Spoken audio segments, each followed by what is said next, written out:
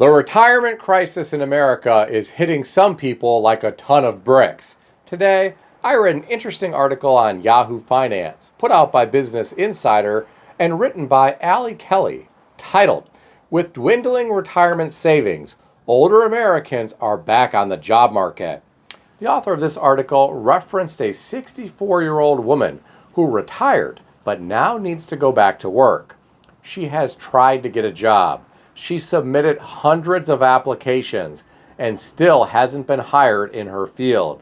She is now working at a grocery store. She is worried about never being able to stop working. She is mad at herself for not building a strong financial foundation for retirement. Here are my thoughts. First, my heart goes out to this woman. I hope she is able to find a job in her field at some point in the future. She invested in an education, and I hope it pays off for her at some point.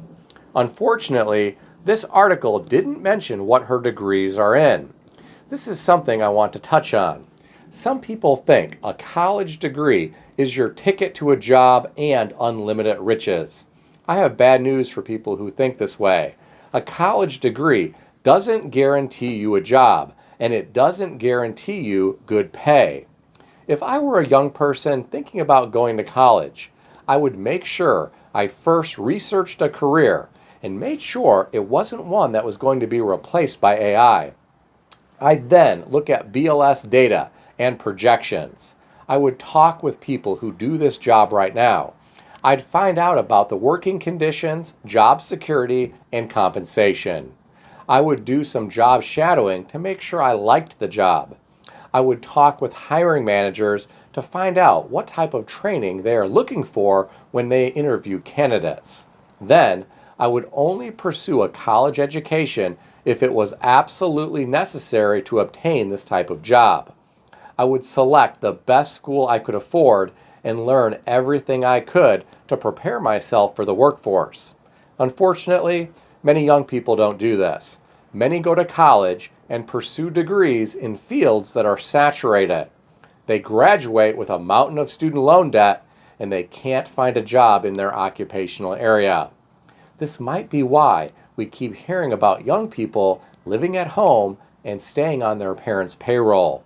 Getting back to the article, the woman referenced said she is mad at herself for not building a strong financial foundation for retirement. I know for a fact that this woman is not alone. There are a lot of Americans who are in the same situation as her. One of the smartest things this woman said in the article was that she worries that her manual labor job at the grocery store is going to take a toll on her mind and body. She admitted one of her mistakes. She thought Social Security would be enough to get by. Well, my friends, I worry about this woman. She's right. A physical job may take a toll on her mind and body. There may come a point where she can no longer work. She admitted that Social Security isn't enough. What is she going to do in the future? It's not like there is going to be mountains of extra money left after each payroll cycle from her grocery store checks so that she can invest it for the future. It saddens me that people in America are in this same situation. This woman is not alone. There are some who are even worse off than she is. At least she can still work. Not everyone can. Now here was the most sad part of this story. The woman said, and I'll quote, "I'm scanning groceries and I'm thinking, I hold a master's degree. I recently received an award from one of our state senators and I can't obtain professional work." Truly sad, my friends. This has to be depressing, and I'm sure this could cause mental distress. I'm sure this could even keep someone up at night. You might wonder where you went wrong. You might reflect on your youth and think about how you thought your life would have turned out differently. You might ask yourself what you are going to do in the future. This is truly tragic, my friends. Many Americans are in trouble, big trouble. For younger people watching this video, please don't let this happen to you. Please plan appropriately. For older people who are financially secure, please do whatever you can to help people in need. Getting back to the article, the author referenced data from AARP and the University of Chicago's NORC research firm, which revealed 1 in 5 adults 50 and older have no retirement savings. Now, some of you might say 1 in 5 isn't so bad. Folks, we are talking about millions of people here. That's millions with an M.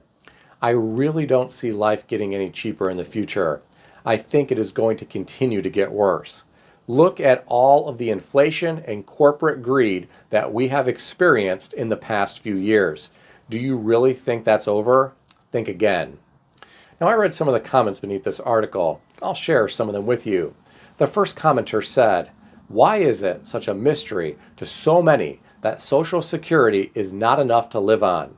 From the day that Social Security legislation became law in 1935, it was never intended to be the sole basis of a retirement income stream. People who believe it was then as well as today are likely just talking themselves into living life and having fun now, rather than emulating the majority of us who planned and sacrificed for our retirements during our working years." The next commenter said, "I was 23 years old back in 1983 when they changed Social Security and raised the retirement age. I knew right then and there to not count on receiving any Social Security payment when I retired. I'm glad I did. Now my Social Security check is like a bonus every month." Another commenter said, "When you work hard for bosses who will throw you away at the first chance at saving a penny, you learn really quickly how to plan your escape. You learn how to plan well for retirement so that you never ever have to go back to the rat race." The last comment that I'll share with you came from someone who said, "You could retire like a king or queen in Colombia on $2,000 a month. Plus, you won't have to worry about health insurance denying your claims since they have universal health care. So you'll probably live longer as well." Well, my friends, the commenters always have interesting things to say. That last comment is something I've heard before. Some people here on the channel have talked about the low cost of living in other countries. If you are watching this and living in another country where the cost of living is less than it is here in America, tell us about it in the comment section below. If you enjoyed this video, consider subscribing to the channel. I want to extend a special thanks to everyone who has subscribed to this channel. I want to also thank all of my channel members. If you would like to become a channel member, there is a link in the description beneath this video. You can read more about the different membership levels. Please also check out some of the great books that I suggest you consider reading in the description below.